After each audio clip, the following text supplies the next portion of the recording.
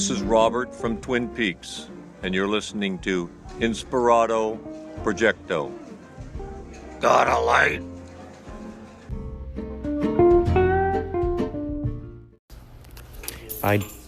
Idea for a villain. He would be called Milligan. Milligan. He's got 1 million angles on him. Milligan. And Milligan. Maybe he has a whole bunch of different. Maybe he shapeshifts into different personalities. Maybe he shows people exactly who they are. Milligan. He goes and he holds up a mirror and he shows Milligan. He's got all those different angles. Maybe also he's got 1 million different personalities. Milligan. And you never really know who he is, because the more that he gets in a character, the more he actually looks different. So the more committed he is into his character, the more you see his facial expressions change and all that jazz. Milligan.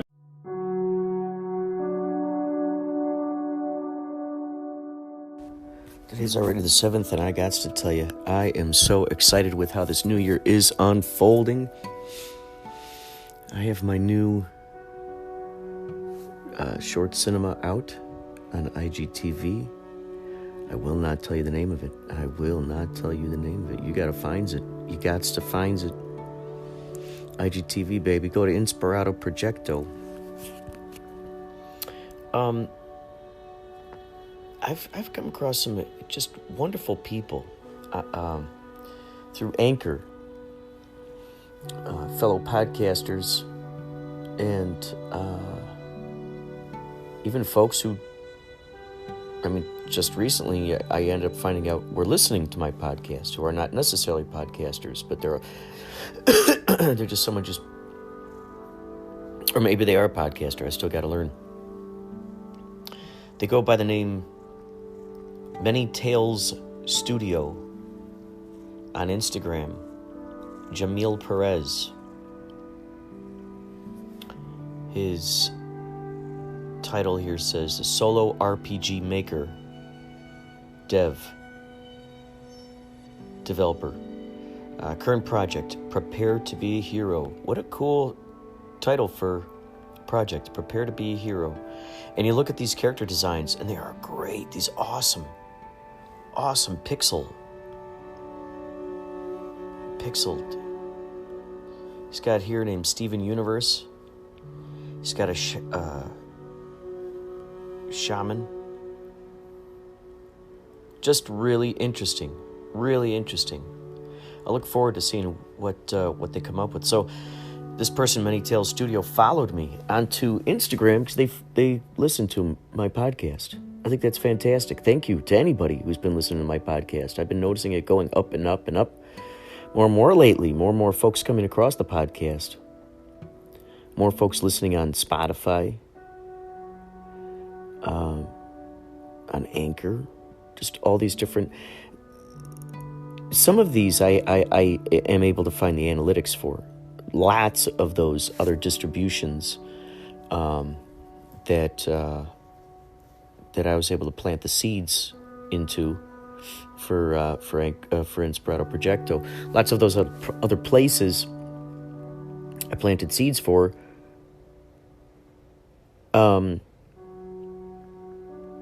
have no idea how to track those analytics. However, the cool thing is just knowing that it's out there. When I look through Anchor, in a sense, I think what it does is it's supposed to tally up pretty well all the places that have the RSS feed, that run it through iTunes, all that jazz, all that razzmatazz. So I look at Spotify and it tells me you got, these hundreds of listens on this day, and this many on this day, and this many on that day. And this is what you got for the week, and this is what you got for 3 months. Here's what you got all time. So you can see the little thing go beep, beep, beep, beep, beep, beep, bounce up and down.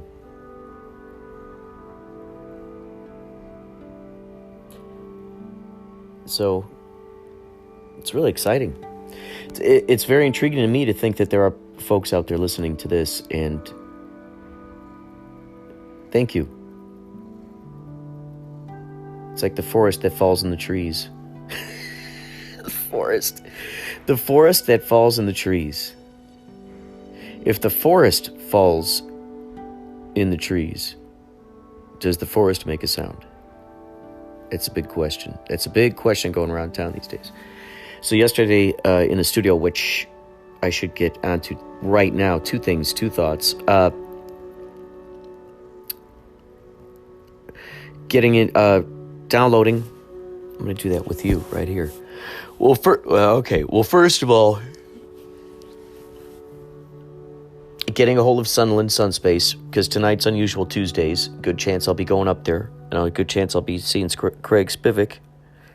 Craig Spivak was on K-Chung yesterday.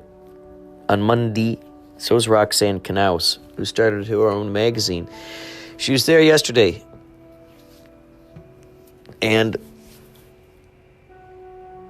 we had a great time. So I got to get that episode. We're in the K-Chung studio in Chinatown, Los Angeles. I have got to get that up to Mixcloud. That's where I put the K-Chung stuff. We played some songs by some original artists. Isn't that funny? Original artists. Original artists. By some original artists. What if you're an original artist who does a remake? Then what? I'm an original artist. Bam. But I also do remakes. And I also do children's songs. Children's music.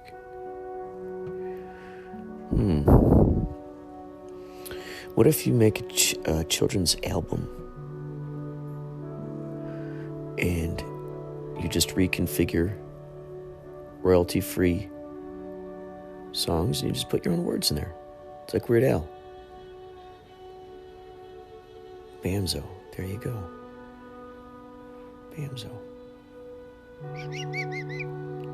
So imagine if you come out with an album and it's all Christmas songs, but you don't sing the words to the real songs. You're just singing to the music. Original songs. Are they original? Someone came up with that melody.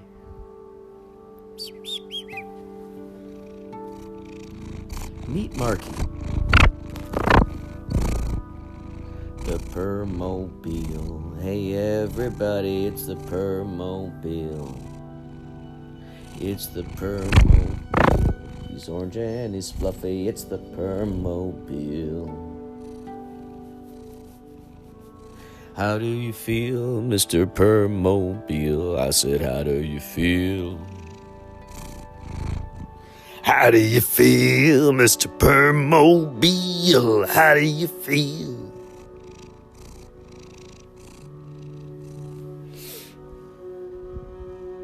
He's a purring machine. He's orange, he's not green. He's a purring machine. Oh, kitty. Kitty. It's my little buddy. My little chubby buddy. My little chubby buddy. He looks like a real-life Garfield. If I could just shoot him in front of a bunch of different green screens. And then I put Garfield quotes next to him. Kitty. Oh my gosh, you are so cute. You are just so cute. Thank you, you are so cute. So, folks, thank you for listening. Thanks for tuning in. Thanks for being a part of this madness. Please email me or even email me, inspiratoprojecto@gmail.com. We get some wonderful submissions. You can also call me, 561. Call the voicemail. It's a voicemail, toll free. 561-203-9179. That is the number for you to call. Call up the number. Leave a comment, a suggestion. Leave a sound. Leave gibberish. Leave, Maybe next time you're out and you got a friend who's channeling a spirit, record them. Please put them on here. Let's say you're out and you're playing with the Ouija board. Record it. Put it on here. Which, by the way, have you played with the Ouija board before?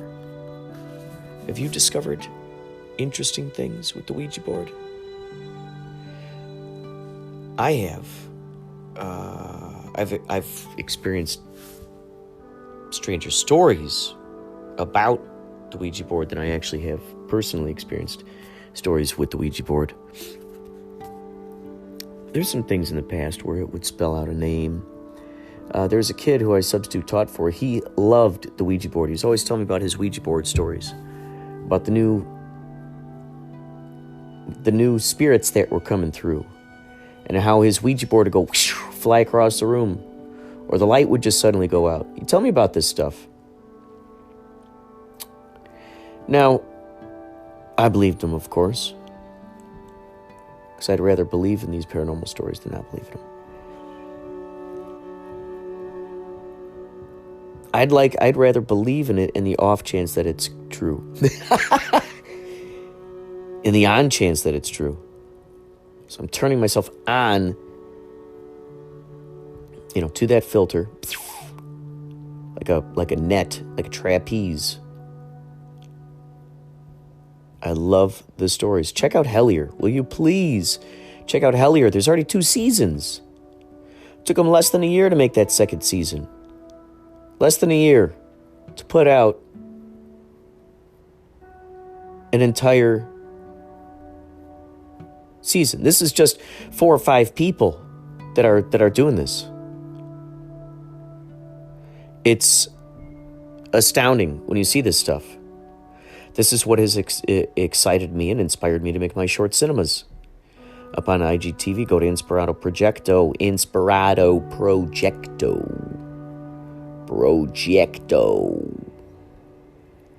Hey, Christian, if you were to listen to one podcast in 2020, I'd suggest listen to Inspirado Projecto. Well, thanks, Jack. That sounds like a wonderful idea. Maybe I'll listen to it with the Heathers. That's actually a really great idea, Christian. I listened to it on my way to the office. What kind of office do you got, Jack? Well, Christian, I've got an office where I play Uno all day, all night. And I call up random people. You call up random people? You got that right, bucko. I call up random people.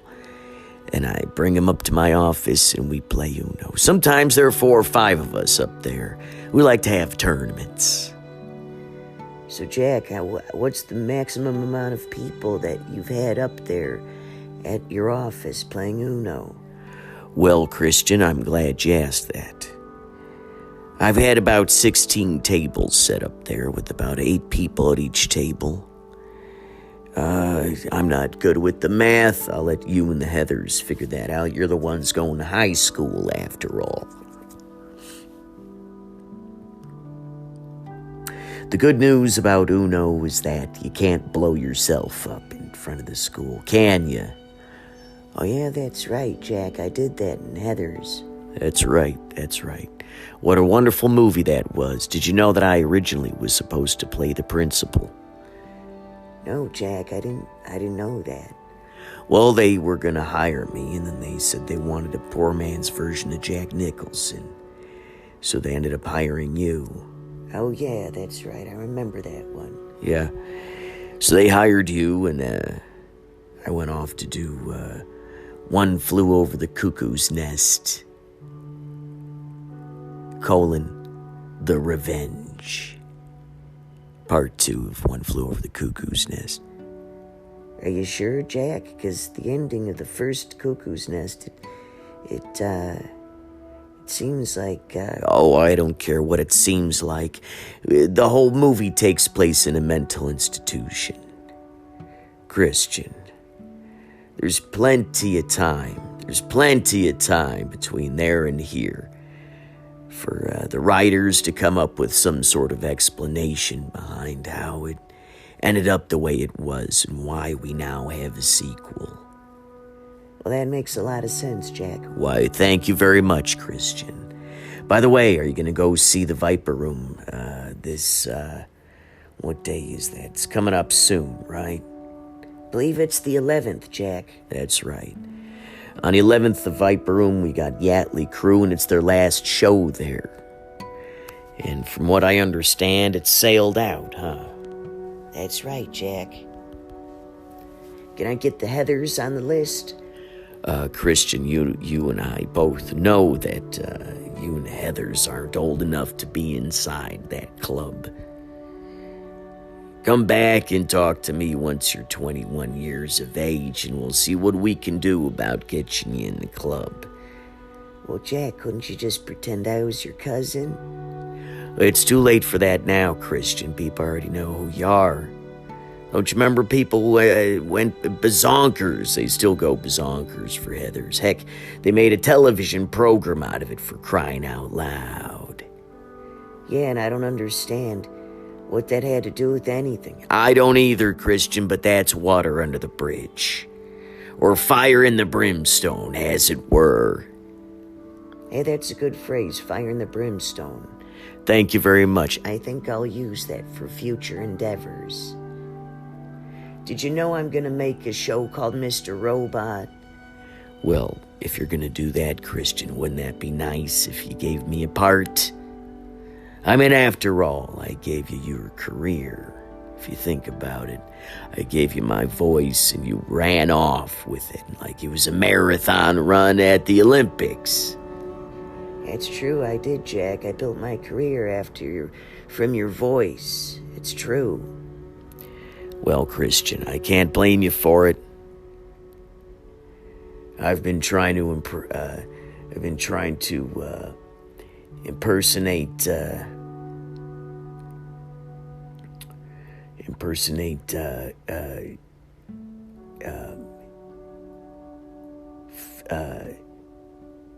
what, Jack? Spit it out. Well, I've been trying to What's the matter, Jack? Cat got your tongue? Well, I'm trying to, Come on, Jack, spit it out. Well, I've been trying to impersonate Johnny Carson this entire time. Have I pulled that off successfully?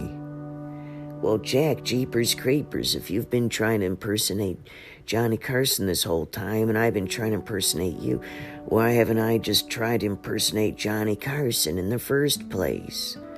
You know, Christian, that's a good question. However, to be fair, this is the first time ever in 2020 that I've ever admitted that little classified document, that pixelated soundscape of classified documentia. Wow, now that's another good title, Jack, documentia. That's right, documentia. It's about a man who's documenting his dementia. Hey, that's a wonderful idea, Jack. Well, thank you very much. And now, back to the program. But that was kind of the dark side, I guess, of becoming like really creatively obsessed with something is everything else in your life becomes second. And so earlier when I was saying that like sometimes those like creative bursts of energy, they happen, and then you just sit down and you write a book in 3 weeks or whatever. Because you don't know when that blast of inspiration is going to get you again, you know? It doesn't come that often to me, really. It comes maybe once a year. But you got to follow through with it. And so that was the case with the Institute, is like, from starting to shoot and the interviews and do all the footage and stuff and edit it together, it was probably, I started in December, and in March I had a cut of like 100-minute cut. And conversely though, with the Latitude, I started shooting it in like 2013, I finished it this year. Wait, okay, so let me think. So the Latitude Society, so how close was that by the same makers of Jejune Institute? Mm-hmm. So how close was the beginnings of the Latitude Society in relation to, how does that overlap as to you editing Institute? Great question. They were off, kind of like Jeff Hull was kind of off, like starting to ruminate on what the Latitude would be while I was like editing and working on my thing. And so Jejune closed in 2011. I started in the very end of 2011 working on it. I was married in August, so it was like a couple months later. Then I started working on it. I was done in March. Then we kind of went, everything became about the Institute, even for Jeff, because it started getting into like, you know, Mill Valley and like Slam Dance and stuff like that. And I'm just trying to think about the exact dates, but it was probably, they were working on it while I was like really working on the Institute, and then going out to like festivals and doing like talks and kind of like, you know, sending out screeners and doing like a lot of printing out posters and like doing like a lot of the legwork. It's like the amount of work that came after the film was done, way super. That's a great thing that a lot of times people, we're not taught that aspect of it. It's like, oh gosh, what a big hill, I got to make this film. But then there's all those other interesting things that come along after that are just not taught. Like, okay, now are you going to get distribution? Where are you going to get distribution? How are you going to do that? Are you going to go to film festivals? Blah, blah, blah, blah. How are you going to have money to send to submit to all these festivals? You know, I mean, someone met through Kapow. They said they submitted to like 90 festivals. That's pretty expensive. It's That's like hecka expensive. Holy moly! I mean, even if that's only $1 a festival, that's like a lot of money. Yeah. I mean, that's like. Yeah, you got to pick and choose pretty carefully, and when you're submitting stuff, just to understand. I think, would this festival even share the sensibilities that, you know? So by going to festivals, was there that? You know, because a lot of times there's that idea of going to the festivals. There's a hope that maybe there's going to be distributors or you know, those people there sitting in the audience to see what's going on, and then call you up and go, hey, we want to distribute your. I think those festivals, there's like 5 to 10 on the whole planet Earth. Mm-hmm, mm-hmm. And we were lucky to get into 2 of them. We got into Mill Valley and Slam Dance. After Slam Dance, then we got. I mean, we took a lot of meetings in Park City, and it was like exciting, but it also kind of felt like I was going on like an amusement park ride of like what it means to like be successful. Like it didn't seem real. It was just like, oh yeah, so let's go. Like we want to set up a meeting, or like what was it, Miramax at the time? You know, glad they didn't go with us, I guess. But you know, I took a lot of meetings, and then ultimately went with just a VOD group called Gravitas Ventures. Who are actually in El Segundo, which is close to where I live now. But yeah, they were just like, we'll get it on iTunes and stuff. And we're like, cool. But then, you know, shortly after, they're like, we'll get it on Netflix. Wow. And it's like, oh, I've heard of Netflix. Wow. You know. So throughout that time that, you know, Institute was out there and you're going to festivals and whatnot, is around that time that the Latitude Society sort of began, right? And then you jumped into that, and then how often were you out there recording what the heck was going on? Pretty often. Yeah, pretty often. If there was ever an event, or then I'm like, this time I'm going to properly do a walkthrough of like the installations and stuff, because that never really happened with Jejune. It was like, I'd find people, I'd go on YouTube and be like, Jejune Institute, and somebody just like, when they did their induction, they filmed themselves, and I'd be like, can I just have your footage? And they're like, okay.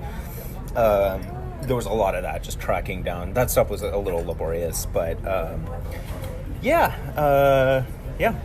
Now with the Jejune Institute, okay, so that office is a real, what is it still an office? Is it something people can still visit, or how's that work? The office is all gone. What is it, 16th floor of 580 California. I mean, you could go there. You're not going to find Jejune Institute.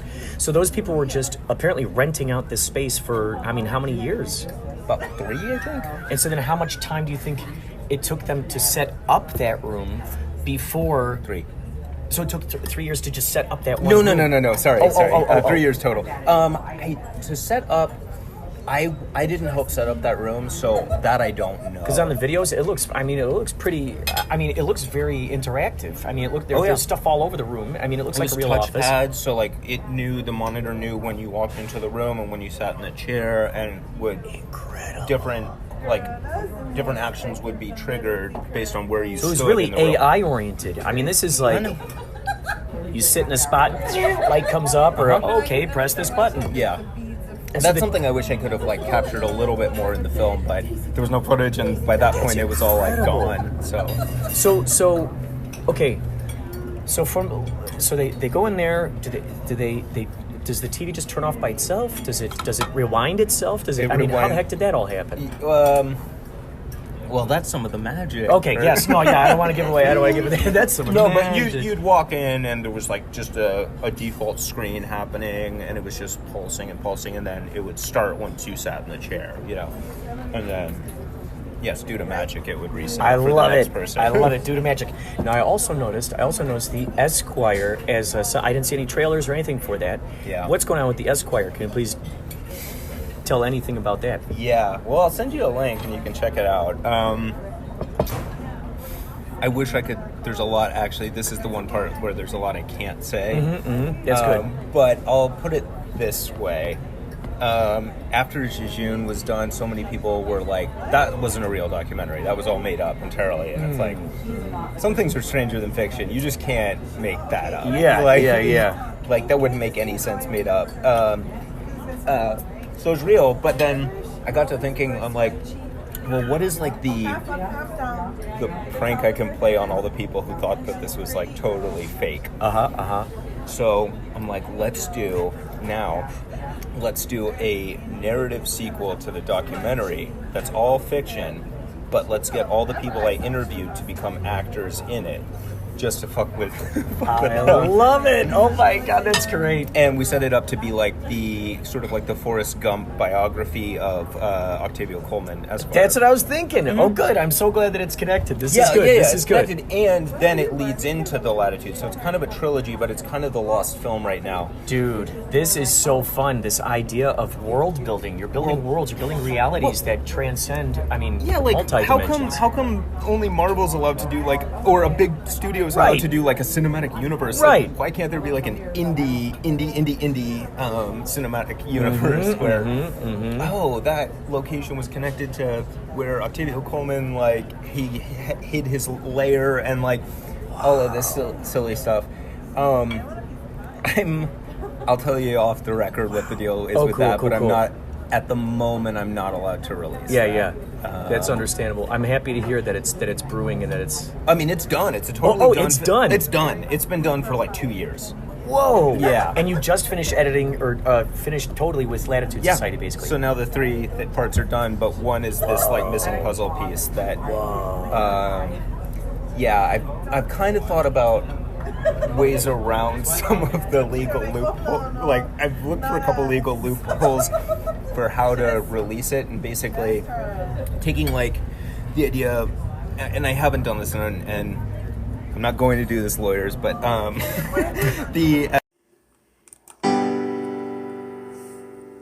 Here's your fun fact. In the 1920s, the Hollywood sign was lit by thousands of light bulbs, and the guy who changed the burnt-out ones lived in a little cabin near this sign. Stay tuned to Inspirado Projecto for more fun facts. Me in a phone interview. They are blocking my view and blocking my traffic on every device they can. The Schreiber said, is a beautiful, long and colorful image depicting the words "everything is possible," a quote from Albert Einstein. The 1st of April 2020 Part 2. Facebook has me in a digital prison. So what does it do? It installs no smart features that make sense for Facebook. It doesn't allow Facebook push, which made sense for Google, who likes to push things. It does nothing to eliminate the advertising gaps around you that some people run on their PCs, even after they switch to a Google account. What it does do is turn all your friends' content into a clickable sponsored post icon on their Facebook pages, in a game of click farms that can have everyone you know. Because each person knows their friends pretty well, their Facebook friends will link to their stories or posts, which increases page engagement and traffic.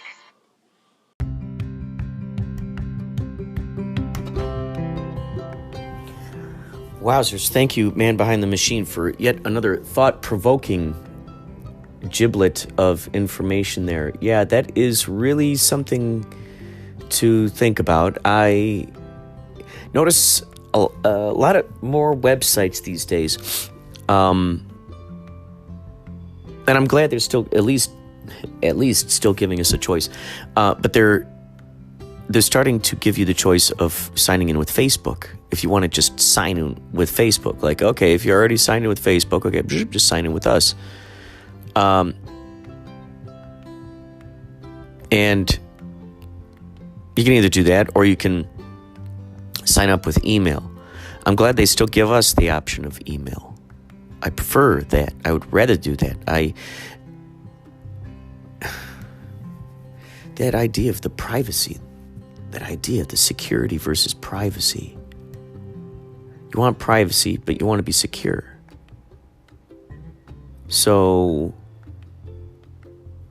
in order to remain more private, you give up more private information to people who say they're going to make you feel secure.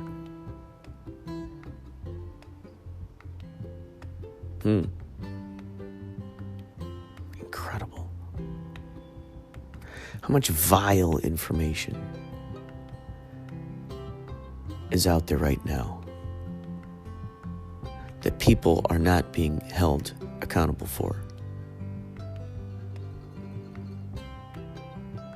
My mission, my manifestation of the reality that I'm choosing to live in right now, this one, that I'm in my own personal paradigm. My personal paradigm is that those people will be held accountable. They will face the consequences of their actions.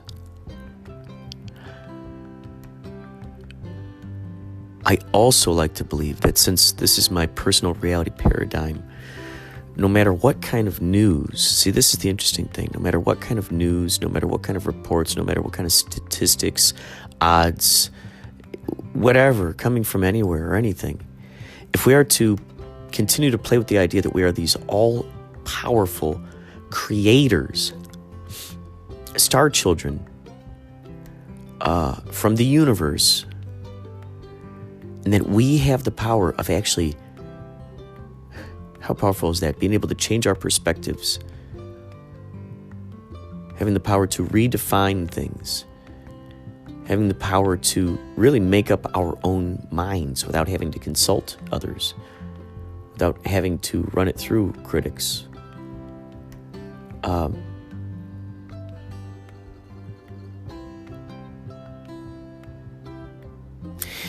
It's intriguing, the findings that we come across. Now, if we were to continue playing with that idea that we're these creators and that we're manifesting our own realities, well then that there we go.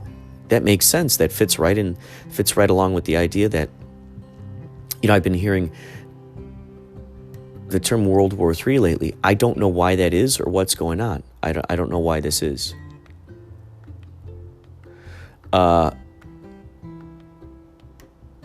But it's, to me, since I have no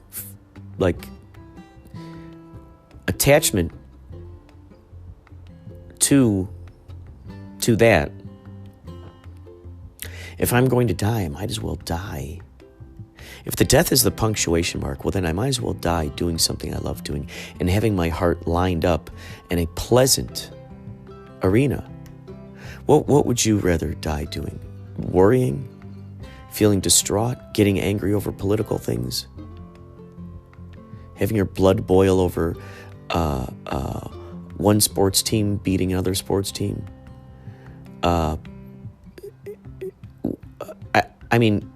Would you rather die in that mindset or die in a mindset where you're going, wow, I'm creating what I want to create and how I want to create it? And my reality, since I'm not accountable to anybody, if I'm the authority, I'm accountable to myself, right? If you're the authority, you're accountable to yourself.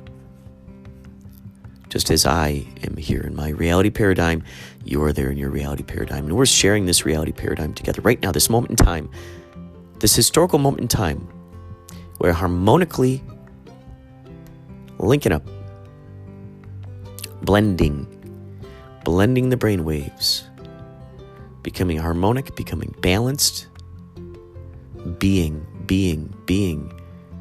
idea factories, idea receivers, idea implementers, idea manifestors, reality creators, physical reality concoctionists, creationaries. We are extraordinary creationaries.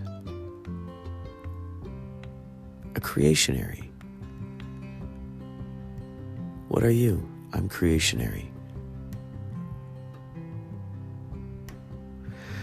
How pleasant is that? So if World War III is happening, well, like we hear about the phrase, oh, the best way to die. I think the best way to die would be to be in the middle of having sex with a beautiful woman. A wonderful, just gorgeous, just loving, extraordinary smelling, just, ooh. A satisfying woman. The best way to die is making love to a satisfying woman. Ooh. And you die like that. Pleasure, ultimate pleasure. We've heard about that before. Yes, it does suck for that woman because she's having sex with a guy and then he just died on her. So that's not very good for her. For the person who's dying in the midst of such bliss,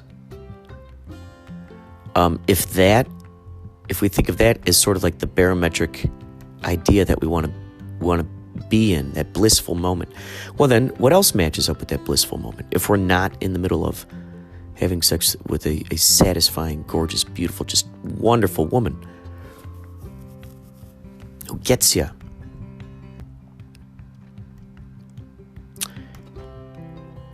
If we use that as like the barometric thing, the barometric of bliss, well then what other kind of blissful things? And there we go. Imagination is a blissful thing. So, here to World War III, there to World War III, everywhere, to simply being what you want to be, how you want to be it.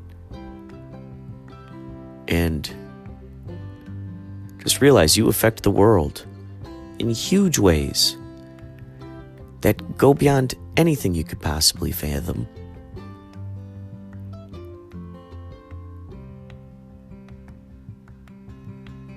Huh.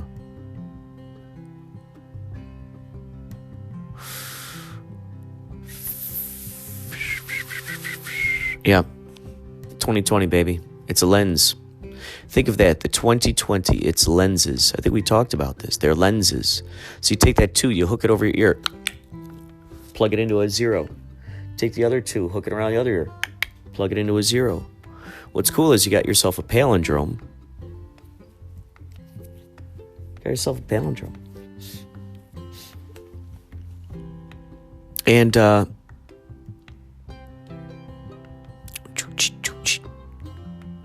2 starts over there, goes across the eyes.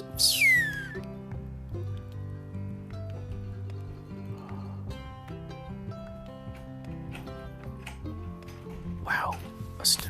Anyway, more later. How did feeding the cats go? How many days are you doing that for?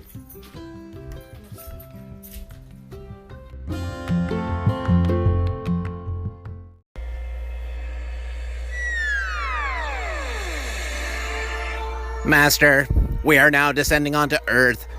What are our next orders? Destroy all humans. You heard the Master. We must proceed and destroy all humans. Start our descension onto Earth. Excuse me. Please do not touch my unblat.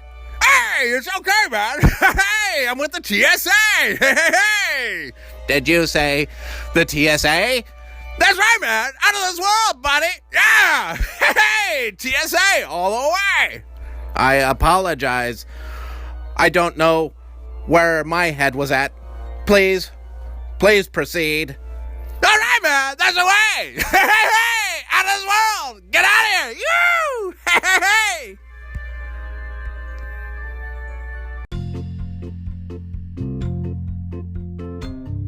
Earlier on in the program, you heard a piece of a fun conversation I had with Spencer McCall. It was probably a 3-hour conversation. I split it up. I think only 1 hour of those 2 hours was actually recorded. And so then I split it up into a series of various little things.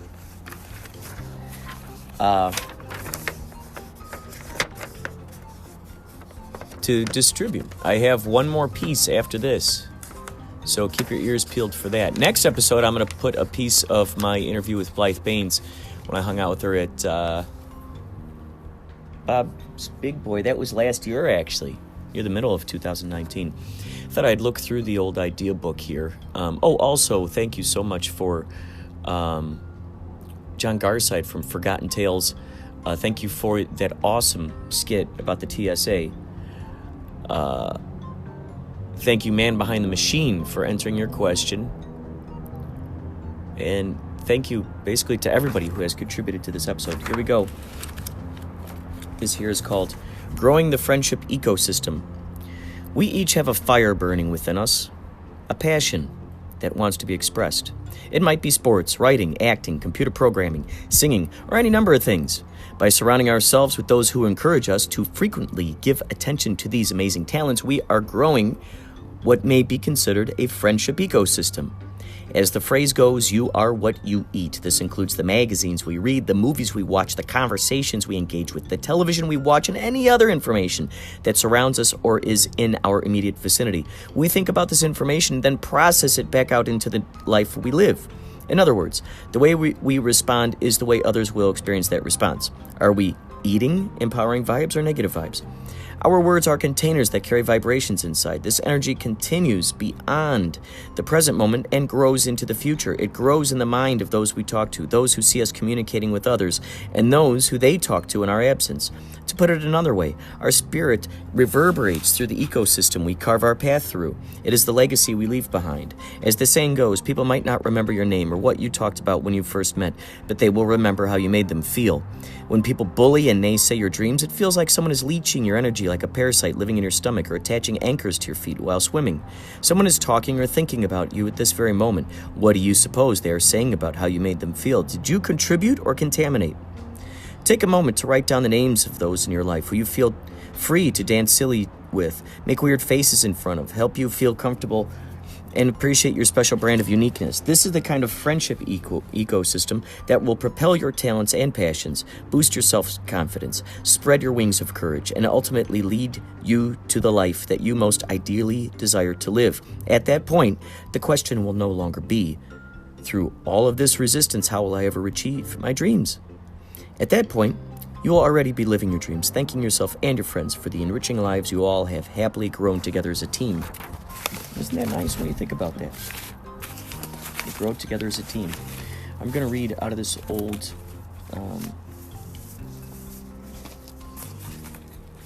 here's something. Here's an interesting... Twin Peaks, a series retrospective, spring 2013. Eileen Norris Cinema Theater, Frank Sinatra Hall, University of Southern California. So this is something that went on at USC, which I did not go to. However, I don't know why I didn't go. Spring 2013. Over the course of spring 2013 semester, we will present a complete series retrospective of ABC's landmark 1990 primetime drama Twin Peaks, created by David Lynch and Mark Frost. The critically acclaimed series had everyone in America asking, who killed Laura Palmer? Throughout the spring, episodes will be screened, followed by in-depth Q&As with key cast and crew from the production. The screenings will culminate with a special 35mm presentation of the 1992 feature film. Twin Peaks Fire Walk With Me. How cool is that? The complete series will be screened across 7 Sunday afternoons from January through April 13 as follows. 2013. Sunday, January 27th at 4 p.m. The pilot and episodes 2 and 3.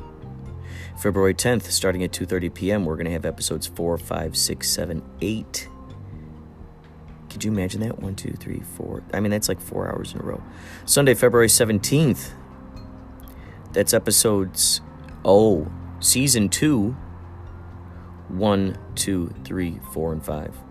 Sunday, March 3rd, these are all going to be season 2, by the way. 6, 7, 8, 9.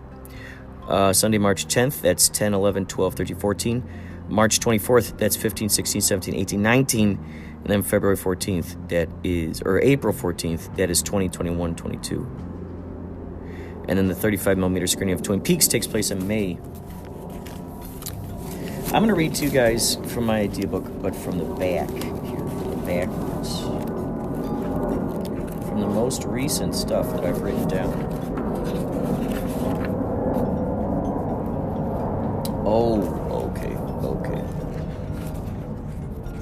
Okay, no, we're not going to do that. We're going to read further back. A scientist discovers the electric-charged power derived from each word. Certain languages of the same words carry stronger charges. He ends up finding the science behind poetic verse and the true power of language, the reverberations that lie beneath the words, and the effect they have on people. He mass hypnotizes crowds to believe in their own passions and talents, to play more, to become incredibly productive, and have faith in their imaginations. When they leave, they lead prolific lives, astounding the world with their discoveries. And then they stop watching television, they stop reading gossip magazines, stop watching the news, and they spend more time around nature. Here's an idea for what I put here: a song, a novel, a kid's story, a musical, called My Antenna Tells Me This. Here's another one. An audience that is hypnotized to believe that they saw a person act like a chicken and or do silly stuff on stage. They are also hypnotized to believe that they saw someone levitate over their heads, over the crowd. When they leave, they still believe what they saw. Wow.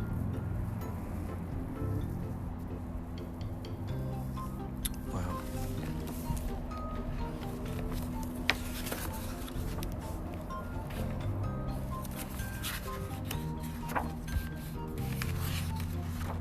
Greece is the word. Oh, Greece. Greece is the word. Animal orchestra with parrots, cats, dogs, etc. Treehouse band.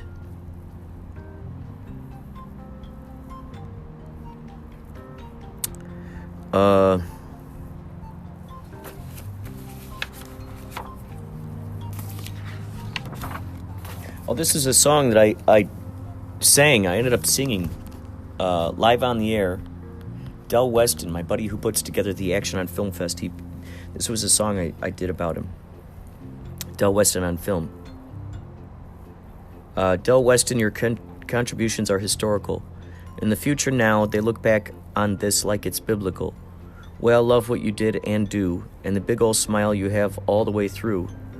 So now we're watching Del Weston on film. It's what we watch when we want quality TV.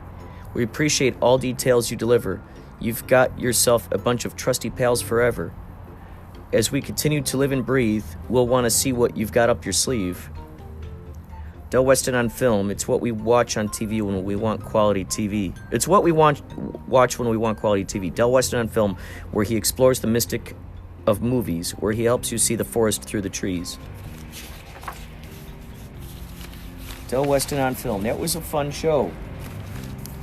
I ended up meeting Quentin Tarantino, one of Quentin Tarantino's old acting teachers, actually. And he liked what I had done. There's a movie that I did called Mi Familia es Tu Familia. You can find it on YouTube. It's very surreal. It's way out there. And I think I just need to put some subtitles on it. It's out there. It's hard to hear from what people tell me, but... Now, the name of the place in Monrovia where we recorded Del Weston on film, a place called K-Gem. And so this was a theme song that I made for them. K-Gem is the gem that you find in Monrovia, broadcasting to 20 million eyes, or maybe, that's what I made up. They put out a call to one and all to join in the fun. They're having a ball and cannot stall this momentum. These vibes that you're tuning into, you could consider a sign. K-Gem is one of the few public access networks you'll find. They put out a call to one and all to join in the fun. They're having a ball and they cannot stall this momentum. The numbers do not lie, she said, as she looked him in the eye. K-Gem shines creativity. K-Gem is the gem that you find in Monrovia. So they talked to a psychic or a numerologist, and she basically told them that K-Gem is, this is a magical place, basically.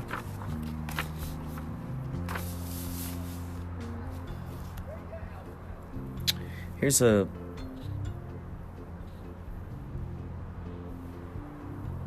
something.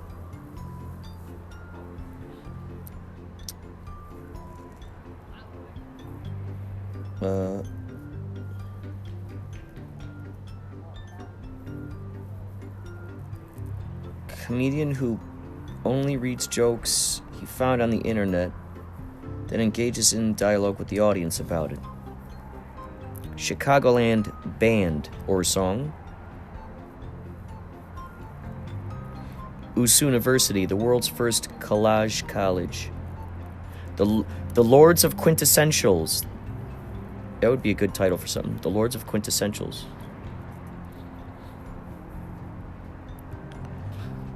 In 1 year, tour or play at all the places Kaufman's major events were. That's cool. Quote, the first play in history, based on those who got together and formed their own theater company. This could also be the first play ever made during any other world's history. Glowing solar flesh. And under here it says a good name or trait of a character for a movie. Glowing solar flesh. Did each of these particular beings at one time visit that pond or pool with the missing head or body? I'm curious what that's all about. The glowing solar flesh.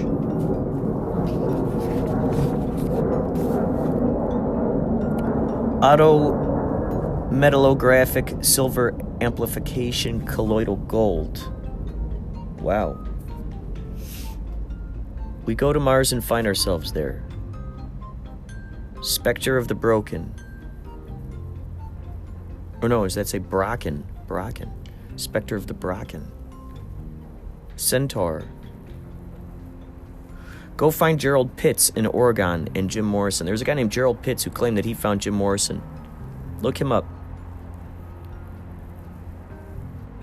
Look that guy up. Gerald, Gerald Pitts, and put that with Jim Morrison. Find some interesting stuff.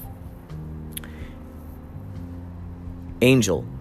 Holy Spirit, what in the harp is going on here?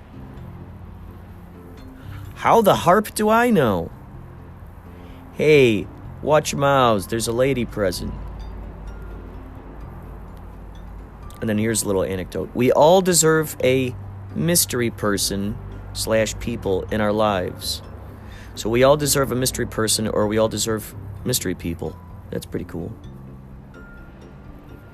Live show and tell show where someone else gives the audience and their talents a stamp of approval. or voucher. They talk about how cool the person is. A different celebrity each week.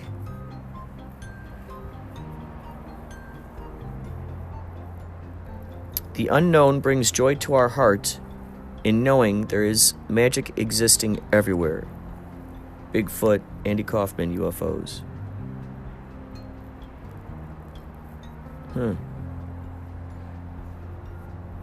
Unknown Supernatural Society University, responsible for perpetuating the myths to keep people happy, to keep magic in their lives.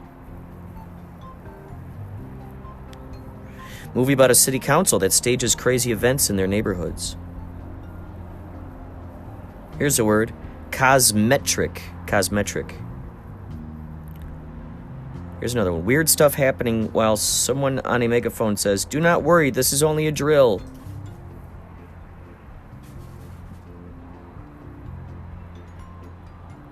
And then I have here the CCU, Clendenin Cosmetric Universe.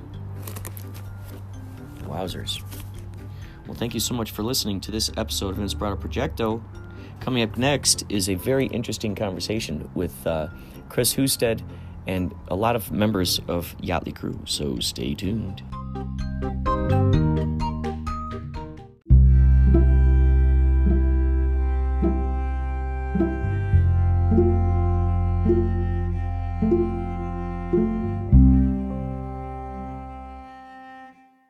Buds. Oh, shit. It was literally raining weed for like 10 fucking minutes. It was hilarious. That's insane.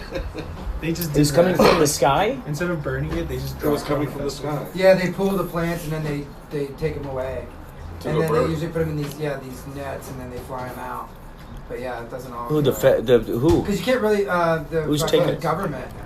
And they just take all the plants away, and where do you think they take them? Well, yeah, they get rid of them and they'll They burn discard them. But you can't really burn them just out in the middle of California anywhere because you'll light the whole fucking state on fire. Yeah. So they take them all away, but meanwhile, as they're flying them away, it's raining from the sky. Yeah, it's hilarious. People are just like, yeah. They're like huge fucking buds, too. They hadn't even trimmed. Yeah. They were fucking huge. That's so sketchy though, because like illegal grows like that, they use gnarly chemicals. Oh, I'm sure. Like it's really gnarly. But So you guys were careful to make sure the chemicals were not, or how, what did you do? What's the alternative to using chemicals? I'm so ignorant with this. Definitely have to use chemicals, otherwise it'll get like full of pests. Yeah, it'll get full insects. of pests and insects and stuff. But there's like alternative chemicals you can use. Like we used towards the end, we started to use what's it called, citric acid, just like pure citric acid, which would get rid of like most everything. Oh. And then we could like hand take care of like the rest, like spider mites and stuff. If you caught them early, you could take care of it. But no, but early on, like during the like biggest part of the grow, we were using some gnarly stuff for sure. But you could time it right so that like it decays and like burns off or gets like metabolized by the plant by the time it gets harvested. Oh, gotcha. You know, so. But yeah, no, it was crazy. So there's sort of a timer on it in a sense, like a. Should you look it up, Dustin? What's that? I think it's called a half-life. Oh. A half-life of a chemical or something like that. Yeah. Oh, the Vikings are right. It's like toxic. I didn't look up who. It's for a certain amount of time, and then also who like, had the buys though. The dosage, like if you just spray it in your mouth, you're gonna die. You know, but if you like San spray it Francisco. over like 100 acres, then it's not so much. You know, not too bad. San Francisco and Like it's like little droplets of it, Yeah, but I just think enough so. to kill the bugs, basically. Exactly. Yeah, that's what we were trying to do. Yeah, but I definitely never smoked it because I was like, you'd have to put on like a hazmat suit to go and spray the plants. Like you can't, because you'll get cancer or you'll get fucked up. Just seeping through the pores. Huh? Yeah, it's bad. But people just smoke this shit. Yeah, people just and like literally, it's all the illegal shit's like it has pesticides in it for sure. Yeah, I love seeing those meme. Like I remember seeing this meme years ago. It was this like hippie chick. She goes, "Yeah, I'm gluten free. You know, I eat organic food and blah blah blah. But I'll take acid from a complete stranger." Yeah, or like, I don't want that. I'm vegan, and then it's like doing blow off the fucking toilet bowl. Yeah, exactly. Exactly. So you worked there how long? About 2 or 3 years, I think. How'd you even get the job? My brother knew the guy that had the whole operation going. Because I would think with something like that, you'd have to trust the individuals that are working with you. Yeah, like, especially something like that, you got to really make sure. Yeah, it was very low key. It was only like a few of us working all the time. But did he screen the people somehow? No, I mean my brother and him were like buddies. From Gotcha. So your brother basically vouched for you. Exactly. Yeah, and we're close and stuff. So. What? It's incredible. What are you So doing now? from doing that, do you feel that you could work in, let's say, one of those facilities, like a collective, so to speak? Yeah, like or a dispensary. I could probably go and get a job at a dispensary, just like from knowing what you know. Yeah, like that would It would be suffice. It would be suffice. Yeah, I would have to. It would be suffice. Remind myself of like all the, because you have to like make the feed for the plants, and you have to like pH balance everything, and like drop the right chemicals and stuff. Wow. But I have to remind myself. No, what's of all interesting is that like Jim Belushi has his own weed farm. Really. So, I'm curious, like, when you do something like that, there must be some way to do something like that outside, yet still, like, there must be some kind of, like, screens or something you could put on the bushes, right? That would get bugs away or something? In the same place, we did an outdoor grow, too.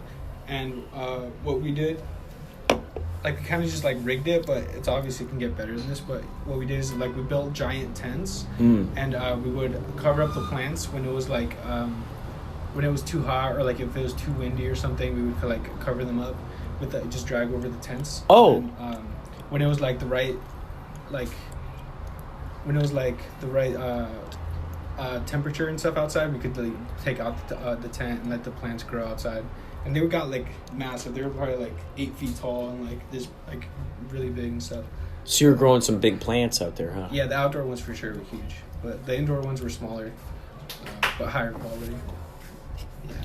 Incredible. What are some of the key things that you think that you've taken away from that experience?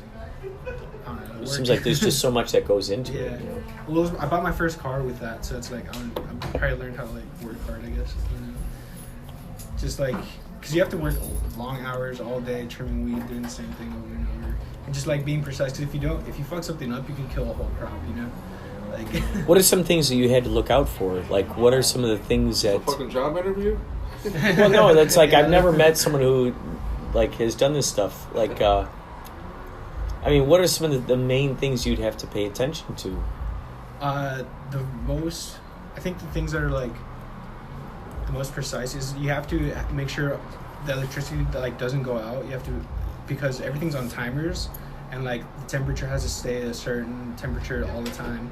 You have to be able to, like, switch the lights for being on from, like, 16 hours a day to 8 hours a day, or to 12 hours a day, or something like that. What is that aspect to with the lights? 16 hours a day, I think it was the vegetative state, so that it's just, like, growing and growing, and then you can flip it to, I think it was 8 hours a day. No, I think we would go 12, and then we would go 8 after a while, but that would switch it to go into the budding mode, so that it would start to bud.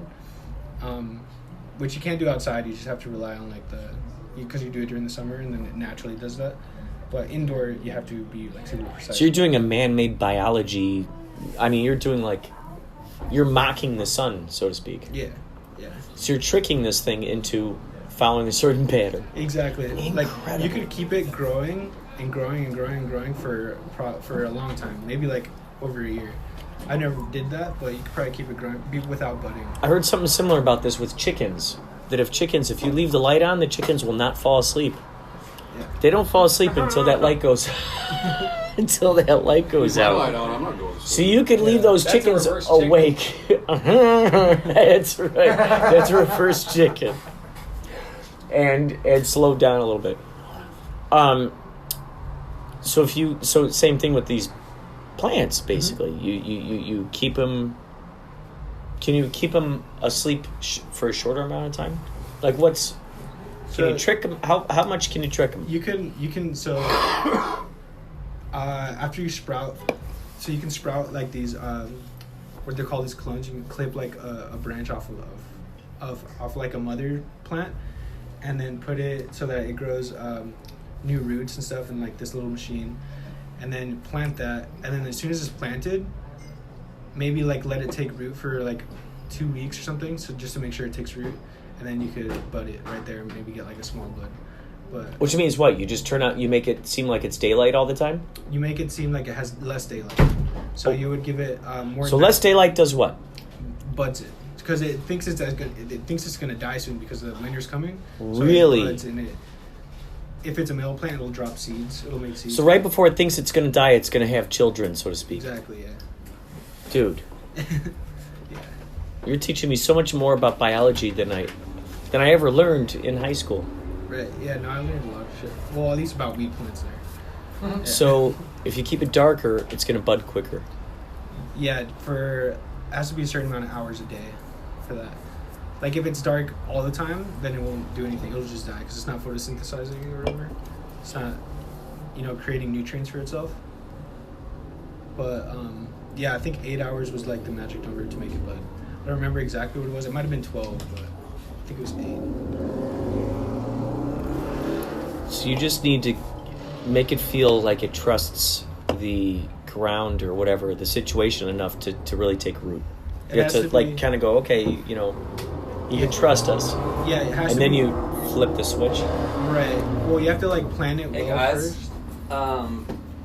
Did either of you see a Ralph's bag that had koozies in it? Koozies? Yali Crew koozies? Nope-sies. No. Misty claims that it came inside. I didn't see it come inside. There's a Ralph's bag in the trailer, but there was only one koozie inside of it. So yeah, last time I saw koozies was at fucking Discovery, and there was I didn't see him. The only thing I saw earlier today when we were loading in was on the wheel well, right, or on the thing. Yes, and that's where exactly the bag was. that I pulled one up.